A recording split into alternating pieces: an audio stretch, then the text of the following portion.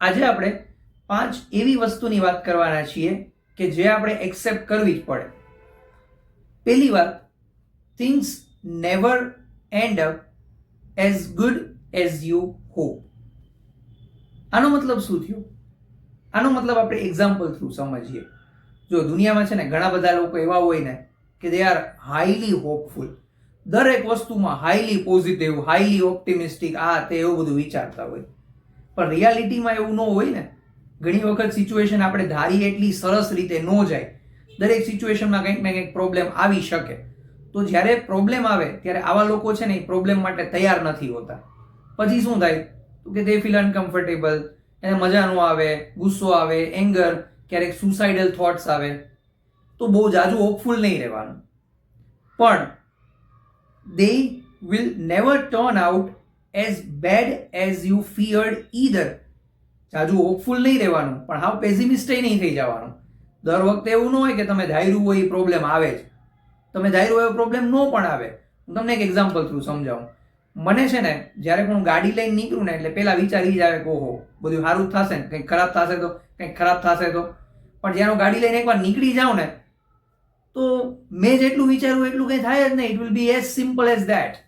તો બહુ જાજુ પેસિમિસ્ટ નહીં થવાનું, કારણ કે દર વખતે વસ્તુઓ ખરાબ જ થાય એવું જરૂરી હોતું નથી. તો બહુ જાજુ ઓપ્ટિમિસ્ટિક નહીં બનવાનું, બહુ જાજુ પેસિમિસ્ટિક નહીં બનવાનું.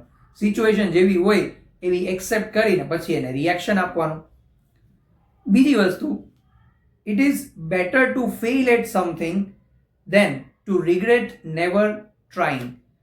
ઘણી વખત છે ને કે નવી વસ્તુ ટ્રાય કર્યા પહેલા આપણે 100 જાતના વિચાર આવે. આમ થશે તો, આમ થશે તો, આમ થશે તો, અને પછી આપણે વસ્તુ કરીએ જ નહીં. આ વસ્તુ આપણે અત્યારે ન કરી, એનો અફસોસ આપણને એવું બની શકે કે 10 વર્ષ પછી અથવા તો આપણે મરણ પથારીએ પડ્યા હોય ને ત્યારે થાય. તો બહુ જાજુ નહીં વિચારવાનું, કારણ કે તમને જે વસ્તુ કરવાની ઈચ્છા હોય અને તમે ન કરી શકો તો ફ્યુચરમાં એનો 100% તમને અફસોસ રહેવાનો જ છે. તો બેટર છે કે તમે ટ્રાય કરીને ફેલ થઈ જાઓ ઇન્સ્ટેડ કે તમે ફ્યુચરમાં અફસોસ કરો. ત્રીજી વસ્તુ, no one is responsible for your happiness but you. તમારી ખુશી માટે તમે પોતે જ જવાબદાર છો. તમે જો લાઈફમાં ક્યાંય દુઃખી થતા હોય તો એ સમજી લેવાનું તમે તમારા સ્વભાવને કારણે દુઃખી થાવ છો. તો તમે તમારી ખુશી માટે, તમારા દુઃખ માટે, બે માટે તમે પોતે જ રિસ્પોન્સિબલ છો. બીજા કોઈ ઉપર બ્લેમ ઢોળવાની કોઈ જરૂર નથી. ઘણા લોકોને આદત હોય પોતાને કંઈક તકલીફ આવે ને જિંદગીમાં તો બીજા ઉપર સીધો બ્લેમ ઢોળી દે. મારા મમ્મીએ આમ ન કર્યું, મારા પપ્પાએ આમ ન કર્યું, મારી બેને આમ ન કર્યું, મારી વાઈફે આમ ન કર્યું, અને પછી પોતે દુઃખી થયા કરે. તો યાદ રાખજો, તમારી લાઈફમાં જે પ્રોબ્લેમ આવી છે એની રિસ્પોન્સિબિલિટી તમારી પોતાની છે. બીજા કોઈ ઉપર બ્લેમ ઢોળવાની જરૂર નથી. ચોથી વસ્તુ, if all of your relationships have the same problems, you are the problem. ઘણા લોકોને આપણે છે ને જોયા હોય કે જીવનમાં 3-4 વાર લગ્ન કરે. એક તો મારી નજર આમે જ એક્ઝામ્પલ છે, હું બોલી ન શકું પણ છતાંય અથવા તમને કહી દે.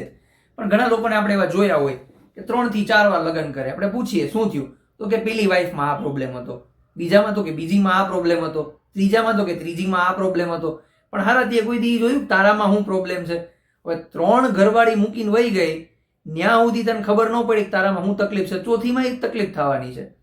એટલે બધાય રિલેશન ખરાબ થતા હોય ને તો એનો મતલબ એવો થયો કે રિલેશન બધાયમાં નહીં, આપણામાં તકલીફ છે, પેલા એ જોવું પડે. અને 5મી વસ્તુ, life is short, death is inevitable, make it count. Life છે ને બહુ શોર્ટ છે. આપણે ઘણી વાર એવું લાગે લાઈફમાં બહુ ટાઈમ છે યાર, પછી કરી લેશું. જીમ જવું છે પછી જઈ આવશું, ટ્રીપમાં જવું છે પછી જઈ આવશું, હેલ્ધી ફૂડ ખાવું છે પછી કરી લેશું, મૂવી જોવું છે પછી કરી લેશું, અત્યારે તો કામ કરી લઈએ. તો આપણને એમ લાગે પછી પછી પછી પછી પછી મરણ પથારી આવી જાય, ખબર એ ન પડે. 70 વર્ષ કયા થઈ ગયા, 60 કયા થઈ ગયા, ખબર એ નહીં પડે. તો પછી ઉપર નહીં દોડવાનું, અત્યારે કરી લ્યો.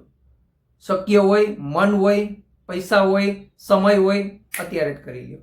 પછી ક્યારેય આવતું જ નથી. કારણ કે લાઈફ છે ને આપણને લાગે લાંબી, પણ 70-80 કયાથી ખબર ન પડે. અને ઘણી વાર 70-80 થતાય નથી, 30 વર્ષે હૃદય બેસી જાય, કોને ખબર. તો બોલા જાજુ નહીં વિચારવાનું. લાઈફ ઇઝ શોર્ટ, મરવું ફરજિયાત જ છે, એના વગર કોઈ રસ્તો જ નથી. તમે ઇમોર્ટલ નથી થઈ શકવાના, બરાબર? તો પછી લાઈફમાં જે મન હોય એ કરી લ્યો and make your life count.